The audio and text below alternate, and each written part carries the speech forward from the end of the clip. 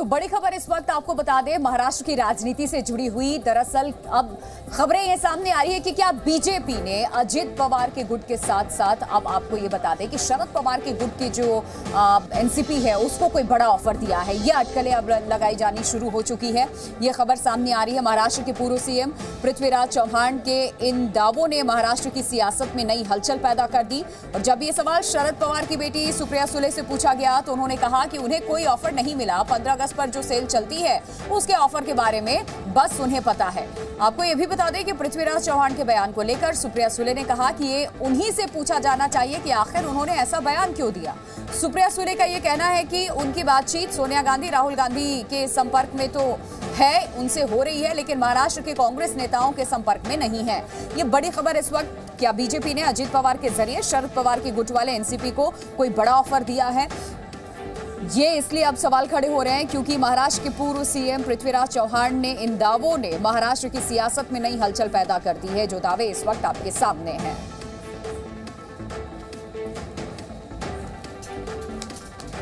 तो देखिए, महाराष्ट्र की सियासत से जुड़ी खबर लगातार हम आपको दिखा रहे हैं। इस पूरे मामले पर सुप्रिया सुले हो या संजय राउत हो, उनकी तरफ से क्या कुछ कहा गया है महाराष्ट्र की सियासत को लेकर के, सुनाते हैं आपको।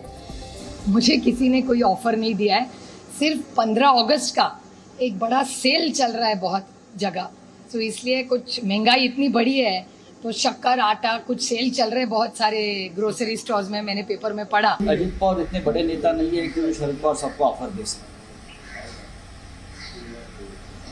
अजित पवार को पवार साहब ने बनाया, पवार साहब को अजित पवार जी ने नहीं बनाया। तो देखिए, हर तरफ से ऑफर की बात आ रही है। सुप्रिया सुले ने भी ये कह दिया है कि ये 15 अगस्त की सेल है, इसके बारे में जानकारी देंगे। 4 बजे आज प्रेस कॉन्फ्रेंस भी होगी।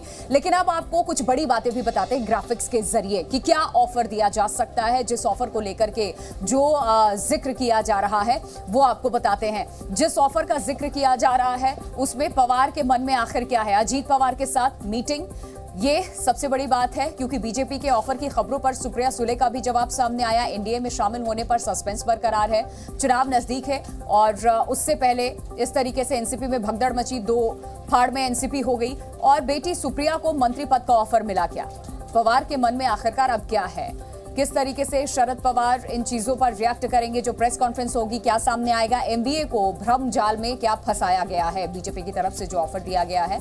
हालांकि सुप्रिया सुले ने कहा कि मेरी बात तो राहुल गांधी से हो रही है, सोनिया गांधी से हो रही है, महाराष्ट्र कांग्रेस नेताओं से मेरे संपर्क नहीं है, कभी भी ले सकते हैं कोई बड़ा फैसला। तो ये सारी चीजें इस वक्त सामने चल रही हैं।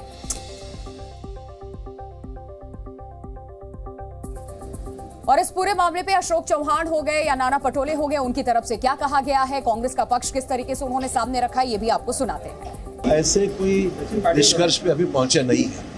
हम तो महाविकास आघाड़ी गठबंधन के नाम से ही चुनाव लड़ना चाहते हैं। जो कोई कंफ्यूजन निर्माण एमसीपी की वजह से हुआ है, मैंने वही कहा कि जितना वो जल्दी स्पष्ट करे उतना बेहतर है। ये कोई मास्टर स्ट्रोक नहीं हो सकता।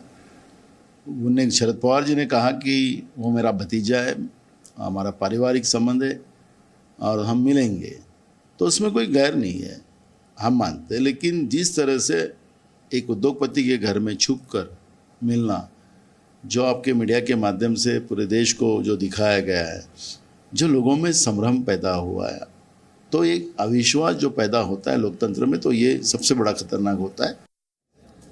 देखिए, इस पूरे मामले पर जितेंद्र आव्हाड ने भी क्या कहा ये भी आपको सुनवाते हैं क्योंकि बात अब ऑफर की हो रही है। पहले ही अजीत पवार का खेमा एनडीए के साथ हो चुका है, अब शरद पवार को लेकर के अटकलें लगाई जा रही हैं। चुनाव से ठीक पहले एमबीए में पहले ही फूट पड़ चुकी है और अब अघाड़ी जो है वो मोर्चा आप किस तरीके से खोले हुए, सुप्रिया सुले का बयान सामने आया। तो इस वक्त महाराष्ट्र के सियासत से जो रिएक्शन सामने आ रहे हैं वो आपको लगातार हम सुना भी रहे हैं। अब क्या कुछ कहा गया इस पूरे मामले को लेकर के, शाम 4 बजे का इंतजार तो है ही कि प्रेस कॉन्फ्रेंस होगा तो क्या बातें सामने आएगी, लेकिन बयानबाजी भी शुरू हो गई है, वो भी सुनिए। जनता में कोई संभ्रम नहीं। मैं एक बार शरद पवार जी ने बोल दिया कि मैं किसी के साथ भी नहीं जाऊंगा, मैं फुले शाहू अम्बेडकर की विचारधारा नहीं छोड़ूंगा। उस 83 इयर्स ओल्ड के आदमी को क्या चाहते हैं आप? दररोज आपके सामने टीवी पे आके कहे क्या कि मैं इसी विचारधारा पे रहूंगा, मैं इसी विचारधारा के ऊपर रहूंगा? एक बार उन्होंने बोल दिया, बहुत हो गया। जिसको नहीं समझ में आता है उसके दिमाग का कमी है। हम एमबीए के साथ है, शुरू से एमबीए के साथ है और आखिर तक एमबीए के साथ ही रहेंगे। मुझे नहीं लगता है ये बात उठानी भी चाहिए। जो अनजान है, जो अपना महत्व बढ़ाना चाहते हैं, वो ऐसे बयानात देते रहते, उससे कुछ एनसीपी को कोई फर्क नहीं गिरता। जी न्यूज़।